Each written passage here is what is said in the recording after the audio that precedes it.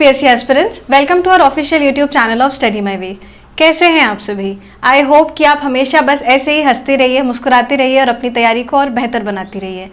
अभी जो हमारा MPPSC एस्पिरेंट्स के लिए जो नोट्स का रिव्यू चल रहा है, अभी इससे पहले हमने चेतन मीना सर के जो नोट्स हैं उसका रिव्यू देख चुके हैं हम। उसके बाद हमने आकार IAS के नोट्स का रिव्यू देख लिया है और आज हम देखने वाले हैं सिविल जॉब्स के जो कोचिंग इंस्टीट्यूट है उनके नोट्स का रिव्यू। बढ़ने से पहले अभी आपके लिए एक बहुत अच्छा ऑफर है, क्योंकि अभी इंडिपेंडेंस डे आ रहा है, तो जो रोजगार निर्माण की बुक है 6 मंथ का कंपाइलेशन है, जैसा कि आप सभी को पता है, उसके लिए 14, 15 और 16 अगस्त को ये फ्री डिलीवरी के साथ आपके होम डिलीवरी हो जाएगी। तो आज जैसा कि आपको पता है हम देखने वाले हैं सिविल जॉब्स के नोट्स का रिव्यू। तो हमारे पास है पेपर 2, उसका पार्ट B देखने वाले हैं। उसके बाद है इंडियन इकोनॉमी के नोट्स हैं हमारे पास, उसे देखेंगे। और हमारे पास लास्ट ये वाला है इंडियन पॉलिटी और पॉलिटिकल थिंकर, जिसके अंदर आपको यूनिट जो है पेपर 2 की, वो यूनिट 1 से लेकर 4 तक पूरी यूनिट्स इसमें दी हुई हैं। तो चलिए इनका नोट्स का रिव्यू देख लेते हैं, सिलेबस के साथ रखकर ना पॉइंटर्स हम चेक कर लेंगे। तो फ्रेंड्स, सबसे पहले स्टार्ट कर रहे हैं मध्य प्रदेश की अर्थव्यवस्था। ये जो टॉपिक है आपको मिलता है पेपर 2 पार्ट B के अंदर, जिसमें यूनिट 2 के अंदर आपको ये टॉपिक्स मिलने वाले हैं। यहाँ पर इन्होंने डायरेक्टली आपका टॉपिक स्टार्ट किया है। तो जैसे यूनिट 2 में सबसे पहले आपको दिख रहा है मध्य प्रदेश की अर्थव्यवस्था, इसमें मध्य प्रदेश का एग्रीकल्चर दिया हुआ है। एक बार हम सिलेबस देख लेते हैं।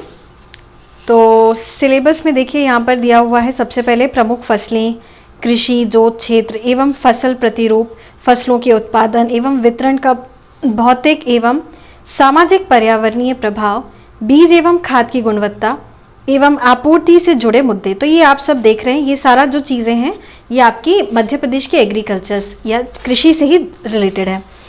फिर उसके बाद कृषि की कल्याणकारी योजनाएं दी हुई हैं, सेवा क्षेत्र का योगदान है, मध्य प्रदेश का आधारभूत ढांचा एवं संसाधन है, मध्य प्रदेश की जनांकी परिदृश्य और मध्य प्रदेश की अर्थव्यवस्था पर इसका प्रभाव।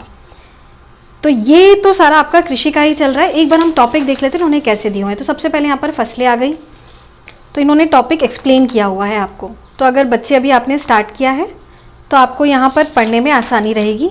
एक एक टॉपिक को इन्होंने क्लियरली मेंशन किया है और आपको एक्सप्लेन करने की कोशिश भी की है। उसके बाद आगे देख लेते हैं। ये वाला टॉपिक ख़त्म हो गया है हमारा। नेक्स्ट टॉपिक स्टार्ट हो रहा है यहाँ पर मध्य प्रदेश में कृषि प्रदेश क्षेत्र क्रॉप होल्डिंग्स इन MP। उससे पहले एक चीज़ और देखते हैं। ये देखिए यहाँ पे दिया हुआ इन्होंने प्रमुख फसलों का उत्पादन 1000 हेक्टर 1000 मेट्रिक टन, जिसमें इन्होंने प्रमुख खाद्यान्न फसलों का उत्पादन बताया है।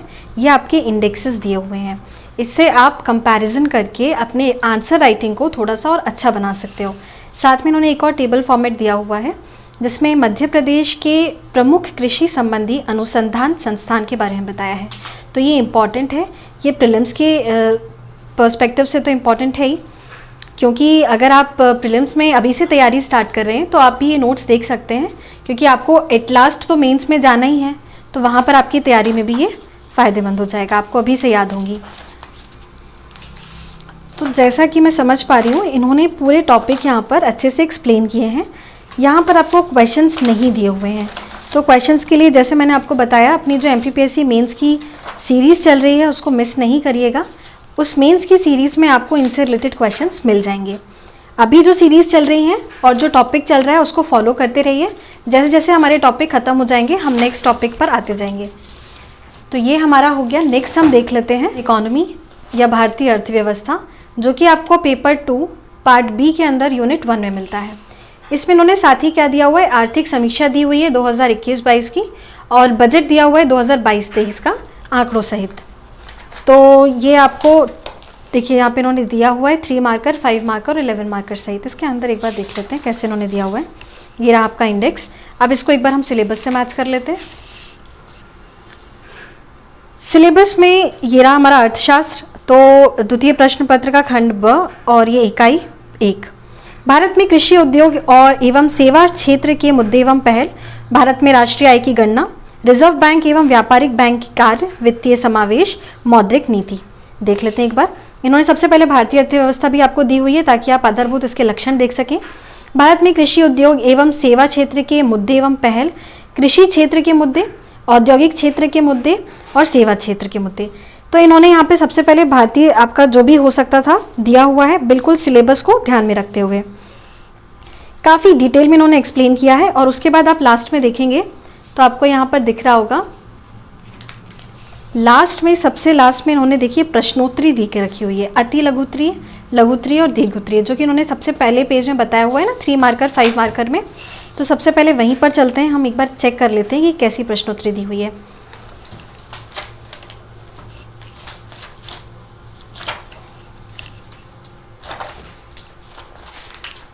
तो हम पहुंच गए हैं लगभग, और ये रहे आपके वो क्वेश्चंस। थोड़ा सा फॉन्ट आपको लग सकता है छोटा, पर कोई बात नहीं, हमको मेन तो कंटेंट से मतलब होता है, जैसे इन्होंने ये दिया हुआ है। मैं थोड़ा सा जूम कर देती हूँ ताकि आपको दिख सके प्रॉपर।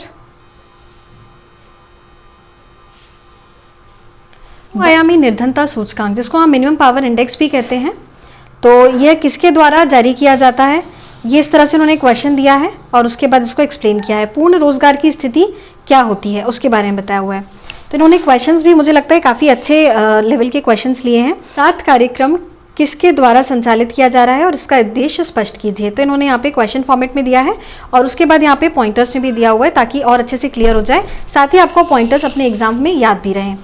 अब एक बार वापस चलते हैं हम और यहाँ पर देखते हैं इन्होंने एक्सप्लेन कैसे किया हुआ है सब चीज़ें। तो हम इंडेक्स पर थे,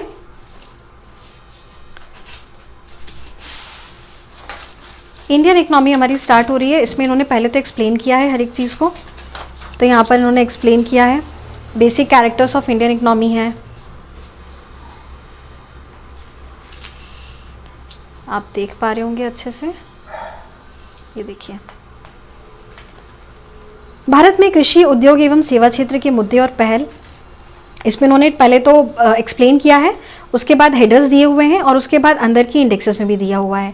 तो ये वाली जो चीज़ें हैं ये आपको एग्जाम फॉर्म में जब इंडेक्स लिखना आता है या आपको डेटा फॉर्मेट में लिखना होता है, फैक्चुअल डेटा, तब आपको ये काम में आ सकती हैं चीज़ें।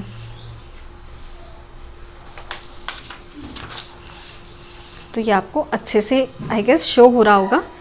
और भी कुछ लगे तो आप कमेंट बॉक्स में बताते रहिएगा, तो हम उसको उसी तरीके से प्रेजेंट करते रहेंगे। तो ये हमने नोट्स का रिव्यू देख लिया, इन्होंने आपको टेबल के फॉर्मेट में भी अच्छे से एक्सप्लेन करने की कोशिश की है। बाकी मुझे जहाँ तक लग रहा है तो उन्होंने बहुत अच्छे से और ब्रीफली एक्सप्लेन किया हुआ है पूरे टॉपिक को। जो पेपर 2 है उसका पार्ट बी जो है बहुत अच्छे से इन्होंने यहाँ पर यूनिट 1 अपना एक्सप्लेन किया हुआ है। तो आप यहाँ पर निश्चिंत होकर इसको पढ़ सकते हैं।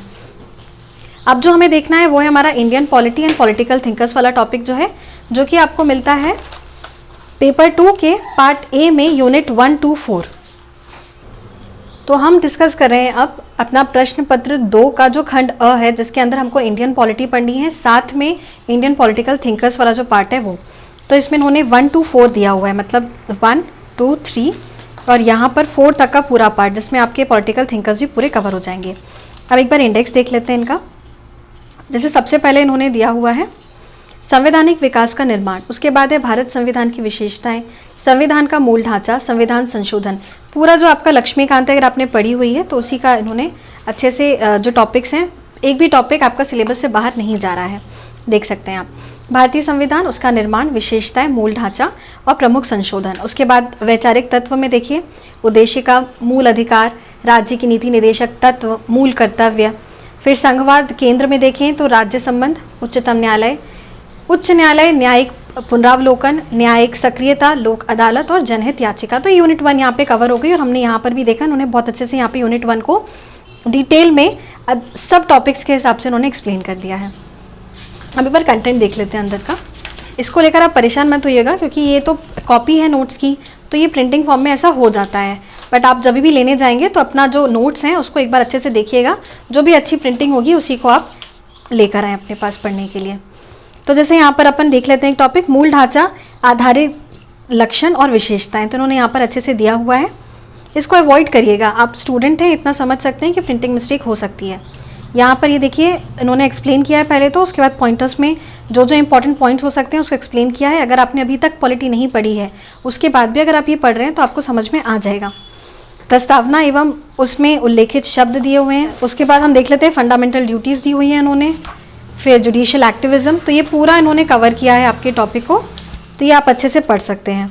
एक बार हम इस बुक में प्रिंटिंग मिस्टेक है, तो प्रिंटिंग का थोड़ा डार्क हो गया इस वजह से, बाकी ऐसा कुछ बस ये नोट्स तो अच्छे हैं, नोट्स तो अच्छे हैं, बस इसमें प्रिंटिंग थोड़ी सी डार्क हो गई है एक साइड से, तो उसको उतना माइंड नहीं करेंगे अभी, क्योंकि अभी हमें कंटेंट से मतलब है। जैसे लोकल गवर्नमेंट में देखिए उन्होंने सबसे पहले इंडेक्स में बता ही दिया है कि वो आगे क्या देने वाले हैं, उस पर उन्होंने एक्सप्लेन कर दिया, उसका अर्थ आपको समझा दिया, संवैधानिक अवस्था समझा दी, उसके बाद स्थानीय शासन को, इसको फ्लो चार्ट में बहुत अच्छे से एक्सप्लेन कर दिया है। फिर उसके बाद महत्व है, एक बार हम आगे देख लेते हैं कुछ और ऐसा चीज़ जो आपको बताने लायक हो। तो इन्होंने छोटे छोटे फॉर्म भी दिया हुआ है जो मिसलिनियस टॉपिक्स हो सकते हैं उसके बारे में। बस ये हो गए हमारे। तो इन्होंने पहले ही आपको बताया है कि इन्होंने बहुत अच्छे से डिटेल में मैंने आपको बताया कि दिया हुआ है, साथ में 3, 5 और 11 मार्कर सहित आपको जो भी क्वेश्चंस हो सकते हैं, संभावित प्रश्न हो सकते हैं, वो भी इन्होंने बना के दिए हुए हैं। तो ये हमारा इंडियन पॉलिटी का देख लिया था हमने, फिर हमने इंडियन इकोनॉमी भी देख लिया है, और मध्य प्रदेश अर्थव्यवस्था हम देख ही चुके हैं। तो ये हमारा रिव्यू हो गया आज का तीनों का। तो कैसा लगा आप सभी को आज का रिव्यू, हमारे साथ शेयर जरूर करिएगा कमेंट बॉक्स में। साथ ही जैसा कि मैंने आपको बताया, अगर कुछ भी कमी लगती है, आपको कुछ और बेहतर किया जा सकता है, तो उसके लिए फीडबैक ज़रूर शेयर करें। अगर कोई भी क्वेरीज रहते हैं तो टेलीग्राम लिंक पे या व्हाट्सएप नंबर पर हमको मैसेज कर सकते हैं। तो इसके बाद जो हमारा रिव्यू आने वाला है वो हिंद एकेडमी के नोट्स का रिव्यू है, उसे हम जल्द से जल्द आपके पास लेकर आएंगे। और आप सभी को बहुत सारा थैंक्स, 1000 सब्सक्राइबर हमारे हो चुके हैं। तो आज के लिए बस इतना ही, मिलते हैं नेक्स्ट वीडियो में नेक्स्ट कोचिंग के नोट्स के रिव्यू को लेकर। Thank you, bye bye.